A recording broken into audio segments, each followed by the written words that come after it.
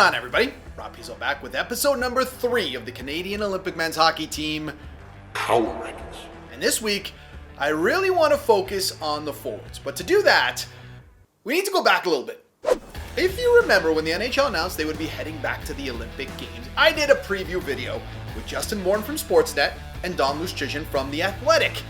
And I asked them each for a couple dark horses. People who weren't on the radar right now but could make their way onto Team Canada. And Dom said this. Here's what might happen if they think about chemistry. Zach Hyman playing on Connor McDavid's wing and putting this Chris Kunitz-like season together, and they just decide to bring him to be McDavid's winger. Got built-in chemistry. He's a great player. He works hard. He kills penalties. He is an elite grinder. Okay, that's interesting. Let's break this thing down and start with a little history. Back in 2014, when Team Canada was announced for the games in Sochi, Sidney Crosby was the undisputed best player on planet Earth. He was running away with the scoring title, and his spot on the team was the lock of all locks. But some eyebrows were raised when Chris Kunitz was also named to the team, even though he was sitting 7th in NHL scoring. The reason he was picked was simple. He was on Crosby's line. Playing alongside the best player in the world definitely has its perks. Now, when it comes to short tournaments like this, one main issue, no matter how much talent you have on your team, is having that team gel quickly.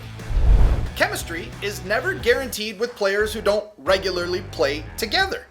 Canadian GM Steve Yzerman didn't stop there. He also picked teammates Patrick Sharp and Jonathan Toews, as well as Ryan Getzlaf and Corey Perry. Now, while Kunitz hardly set the tournament on fire, scoring just 1 goal, Team Canada did win the gold, so it's hard to argue against the moves. Now, fast forward to this year. Zach Hyman is loving his new home in Edmonton, and more importantly, he is loving playing alongside number 97. Over to McDavid, cross ice, and they score! That is Zach Hyman's first as an Edmonton Oiler. Zach Hyman with the shorty, and the Oilers go up a deuce. McDavid open, in front, tipped home. Zach Hyman, here's a quick shot, score! Zach Hyman right on cue! Okay, so if the team was selected today, I would slide Hyman onto the wing on that first line to play alongside Connor McDavid. Now, I'm not cutting Jonathan Huberdeau, but he would need to move down the lineup.